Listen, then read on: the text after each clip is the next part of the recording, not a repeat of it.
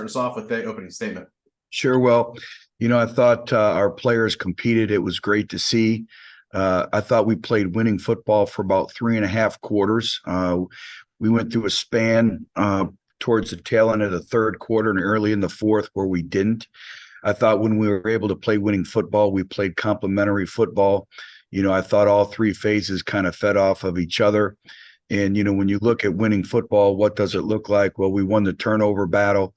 Did not win the explosive play battle. However, we were able to generate 2 plays of 60 yards or more. So I think that helps. And then I thought special teams helped us win the football game. And I think when you're able to do that on special teams, you're always able to maintain the flow of the game. You're always able to maintain the momentum of the game. I thought we were able to do that. So I thought special teams played a major role in the outcome. I think the big thing too is we didn't have very many penalties, so we didn't really have any self-inflicted wounds that way. We only had 3 penalties, but at the end of the day, I thought our players competed. Hats off to Southern Miss. I thought they competed just like we did. We were up 34-17. We couldn't close the game out, and the game became 34-34. But I thought for our football team, we needed to win a game like this. We needed to overcome some adversity and moving forward. So it was great to see. But as we all know, we live in a week-to-week season. And now it's, all our focus turns to going on the road and playing a really talented UMass football team. Their record doesn't indicate how talented and how good they are. Thank you, Coach. We'll start off with Luke Matheson. Luke? Hey, Butch. So 2 questions for you. One, obviously, Jalen received some recognition today. Just your thought on that, but also in a passing conversation Saturday night, you and I spoke about Saturday against UMass. You said, listen, we learned how to win the fourth quarter, win at home. Now we got to learn how to win on the road. What's UMass going to present, and what's your message to your team this week in that regard? Well, I think, when you look at our roster, we played 78 players this year, and now we're up to 52 are in their first or second years in our program. So when we talk about learning how to win, we're starting to learn how to win, but now it's taken the next step. Now it's not only now learning how to win, it's learning how to handle winning. And I think that's a big evolution, and you have to go on the road and, play in a different environment that your players aren't accustomed to. Nobody's ever been there before. And when you watch the video, you see an extremely explosive football team that are going to challenge us in all 3 phases. So I think that's the next phase. And as we all know, there comes a maturity in winning and how you prepare for your opponent, how you move forward in terms of Jalen and some of the accolades he received, very deserving. But as we all know, you have to recreate yourself. You have to reinvent yourself each and every week. So that's going to be big for him and moving forward as well. And, it's not only, the quarterback, they always get the attention whether you win or lose, but it's all the 10 players around him. And I thought we had some other individuals really step up and have some key performances. But there's a lot of things that, Jalen would be first to tell you that we need to do much better. We did not do a particularly good job of managing the end of the first half. We threw an interception that end that half where you got to come away with points.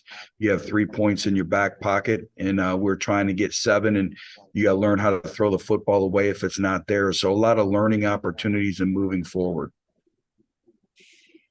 We'll go over to Logan. Logan? Hey, Coach. Well, you mentioned the end of that first half. Just how did the team turn things around, especially that opening drive there in the third quarter? What was the message in the locker room? And then, 2, just seeing a true freshman like Jalen handle adversity the way that he did, what does that say about him just moving forward? Well, first of all, Jalen has great competitive character. He has great humility. He's very humble. And so, the way he's handled that has not surprised me. But again, it's now, moving forward. You have to forget, you have to move on, you have to be better for your experiences, good, bad, and indifferent. And how can you apply it to the game this week? And again, you have to go out and you have to prove yourself week in and week out. There's a thing that we talk about in our program called consistency of performance. And you have to have that consistency in performance.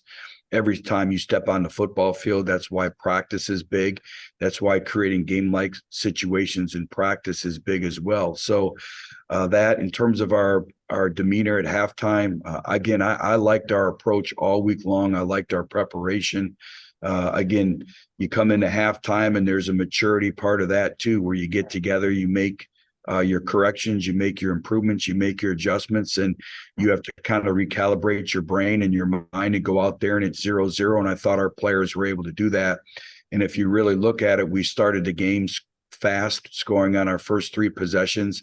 And then we scored on the first play of the second half as well. So again, we started fast. Now it's being able to finish and moving forward. We'll go over to Jeremy. Hey, Coach, great win on Saturday. Really fun to watch. So Jalen Raynor played outstanding, one of the better performances in all of college football. What prevented you from starting Jalen earlier? Well, I think it's a progression. And, I talked about it when training camp started, and I talked about it going in the first game of the year. Is there may be some young players in our program that may not be ready at this stage of the game or at this point in time, but they may be ready by game 3, game 4, game 5. And you'll continue to see more true freshmen continue to get more playing time as the season progresses. But I think a lot of it is banked reps. There's a lot that comes with those repetitions. And again, this young man is a true freshman. He's still going through, the growing pains. He's 17 years old. And so, again, there comes a maturity, which he has, but he's still a young player. But I think a lot of times players grow and develop at certain stages. And for Jalen, and to his credit, I think the entire quarterback room, is they continue to get better. And I was proud of Jackson. I was proud of JT because they also coached him during the game. All 3 of those individuals are extremely unselfish, and that's been great to see. All right, time for one more with Sean. Sean? Coach, sometimes when teams have a tough start to the season, keeping guys bought in and staying the course may be tough. Seems like your team's done a great job with that. Wondered if you could speak to that. Yeah, we have great character now in our program, and our players are extremely competitive, and we have a lot of youth. We only have 11 seniors on our football program. I just spoke about, the volume of players that are in their first and second years in the program. And, to their credit, they've hung on every word that we've said. They're very eager. And then our older players, the ones that we have, I think have done a good job of kind of leading the way and kind of setting the example. And we always talk about, as an older player, are you somebody that the younger players want to emulate every single day? And I think they've done a good job with that. As we all know, the football season brings about natural adversities. And, it's the teams that can handle the natural adversities of a long season. Ours just started to happen early on in the season. And I knew that there would be a progression with this football team being as young as we are, that we just needed to keep work and keep believing and, not let outside distractions and noises creep in. And I think that's the whole key in college football. It's focusing in on the moment. It's focusing on the task at hand. I think it's living hour by hour with all the demands that these individuals now have.